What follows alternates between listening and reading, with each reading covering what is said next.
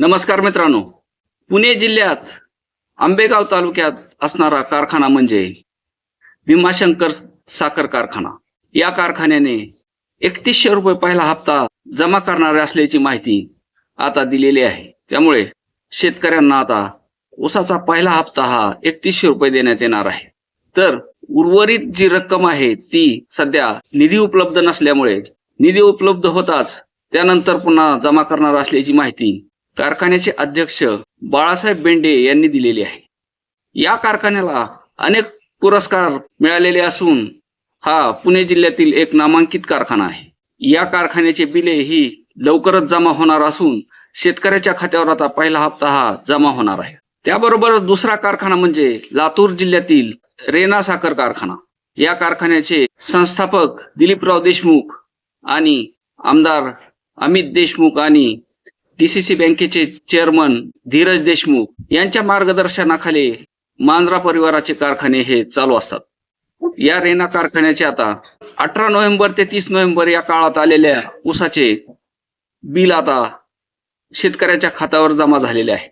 हे दोन्ही कारखाने हे महाराष्ट्रातील खूप नामांकित असून रेना कारखान्याने 3150 रुपये भाव जाहीर केलेला आहे आणि आता 2750 रुपयाप्रमाणे शेतकऱ्याचे बिले ही जमा केलेले आहेत आणि उर्वरित पैसे हे दुसऱ्या टप्प्यात दिले जाणार आहेत.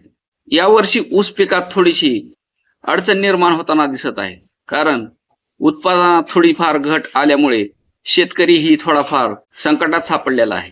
कारण लातूर जिल्हा म्हणजे मराठवाड्यातील जिल्हा आहे आणि तिथेही अतिवृष्टी, महापूर यासारखी संकटे आलेली होती. त्यामुळे तेथील ऊसाचे उत्पादन घटण्याची शक्यता आहे आणि पुणे जिल्ह्यात ही थोडी बरी परिस्थिती असली तरी शेतकऱ्यांना जो अपेक्षित दर आहे तो सध्या कुठलाही कारखाना देताना दिसत नाही. कारण शेतकऱ्याची अपेक्षा पश्चिम महाराष्ट्रात 4000च्या आसपास आहे आणि मराठवाड्यात 3500ची अपेक्षा आहे.